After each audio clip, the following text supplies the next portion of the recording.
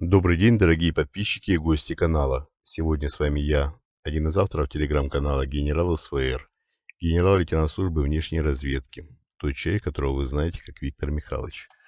Сегодня у нас 8 июня, суббота. Сегодня мы с вами проводим промежуточный выпуск. В комментариях к этому ролику вы можете оставить свои вопросы, на которые я отвечу уже завтра, 9 июня, в воскресенье. Еще раз повторяю, в комментариях к этому ролику оставляйте свои вопросы. Перед тем, как формулировать вопрос, пишите слово «вопрос», либо ставьте знак вопроса. На самые популярные комментарии, которые содержат вопросы, естественно, я отвечу уже завтра утром. Большое спасибо за понимание и за комментарии, в которых вы пишете не только вопросы, но и хорошие добрые слова. Также большое спасибо за лайки, которые вам явно не трудно ставить, и вы этим занимаетесь регулярно. Пожалуйста, поставьте лайк этому видео. И хочу также вам напомнить, что у нас существует Patreon, в котором я отвечаю практически на все вопросы. И там я более откровенен. Подписывайтесь, уверяю, не пожалеете. Так, теперь давайте перейдем к насущным вопросам. Насущный вопрос у нас, в сущности-то один. Это Петербургский международный экономический форум и события, которые связаны с ним. Такая тусовка политически-экономическо-финансовая, плюс еще присоединившиеся, да? Помните, да, для чего создаются такие тусовки? Такие тусовки создаются для того, чтобы продемонстрировать всему миру, что, дескать, появился некий дополнительный центр влияния, да, или центр притяжения, центр принятия решений, как угодно можно это трактовать. В сущности, это абсолютно пустое мероприятие, которое на сегодняшний день функционирует исключительно в политических целях, экономические выгоды и финансовые от нынешнего Петербургского международного экономического форума равны практически нулю в государственном, да, масштабе, не говоря уже о масштабе общемировом. Но, тем не менее, как такая тусовка, на которую стоит обратить внимание и во время которой могут, еще раз повторяю, не обязательно решается, но могут решаться ряд каких-то определенных вопросов, это также имеет место быть.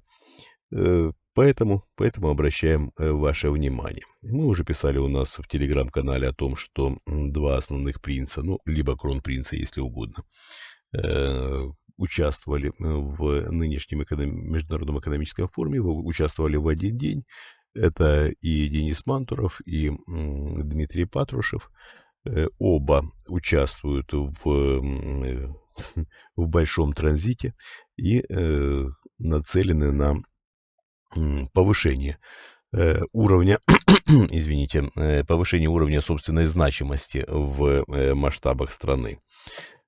Понятно, что у Дмитрия Патрушева шансы несколько выше, у Мантуров на сегодняшний день на высший пост в стране особо не претендует, но тем не менее все может повернуться загадочным образом, и непонятно, кто в этой гонке будет победителем. Но, тем не менее, и Дмитрий, и Денис выступили на Петербургском экономическом форуме. Абсолютно, еще раз повторяю, и один, и второй рассказали пространные вещи, и никакой конкретики, и никаких судьбоносных речей, конечно, не было, но надо было показаться, надо было проявить себя с точки зрения уже политической, да, как большие политические деятели, что-то там анонсировали, о чем-то говорили. Ничего страшного, что в принципе-то ни о чем, но очень интересно. Ничего не понятно, но очень интересно.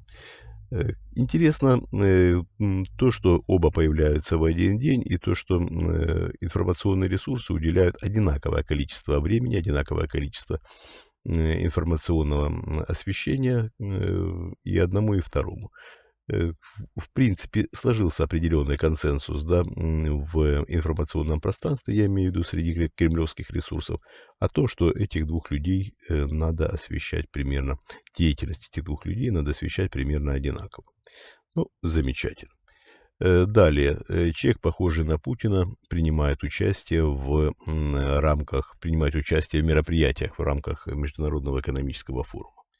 Бесцветный человек, не имея собственной личности, косит под Владимира Путина, и, соответственно, далеко не все получается.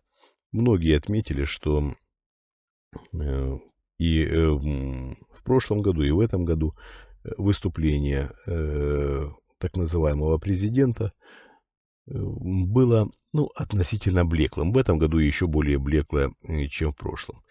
Выступить за все хорошее против всего плохого, рассказать, что у нас такой народ, с которым даже ядерное оружие не надо. Не то, что не надо. У нас, как-то он так интересно выразился, что у нас такой народ, благодаря которому не имеет смысла даже применять ядерное оружие. Ну, настолько у нас ядерное, видимо. Народ с невероятно ядерным потенциалом, который, значит, раскрывается радиоактивным, да, или токсичным, здесь лучше сказать, образом, сущность которого, что даже ядерное оружие принимать не стоит. Ну, глупость наговорить каждый может всегда, не говоря уже о двойнике Владимира Путина, который был назначен президентом. Я напоминаю, что этот человек был назначен президентом, именно его данные изменены, теперь он по паспорту Путин Владимир Владимирович, и в сущности сбылась мечта Николая Патрушева, теперь у него карманный Путин Владимир Владимирович, именно карманный в руководстве страны, но этого мало, и хочет помощник президента по вопросам кораблестроения привести своего сына в президенты. Дюмин, давайте также вспомним. Если, опять-таки, мне память не изменяет, в прошлом году Дюмин участвовал, да, в Петербургском международном экономическом форуме. Да, мы можем еще вспомнить, что и Пригожин участвовал в мероприятиях в рамках Международного экономического форума. По-моему, он, конечно, не участвовал в основных мероприятиях, но где там с каким-то лидерами стран на задворках встречался, руку пожимал и проявился таким интересным образом. Тогда это было довольно значимое событие, и оно широко освещалось. Но вот теперь мы обсуждаем с вами Дюмина. Дюмин на сегодняшний день является человеком, которого поставили реформировать, именно реформировать, потому что многие немножко неправильно придают ему значение, когда говорят о том, что Дюмин поставлен неким наблюдателем, да, в Госсовет, и, дескать, он будет каким-то загадочным образом усиливать функции Госсовета. Сам по себе Дюмин не может каким-то загадочным, ни загадочным, ни сверхъестественным образом усилить функции Госсовета. Он может с помощью, конечно, специалистов в этой области, так как сам Дюмин далеко не гениальный человек, особенно в сфере государственного скажем так, государственных надстроек, да, конечно, он в этом мало что соображает, но вот курировать реформы в этой части он, безусловно, будет. Так вот, под его руководством, под его, даже можно сказать, кураторством будет создан пакет реформ, который будет приведен в жизнь, после чего Госсовет станет одним из основных структур, на которые будет опираться руководство страны. Будет два центра влияния: президент России и Госсовет.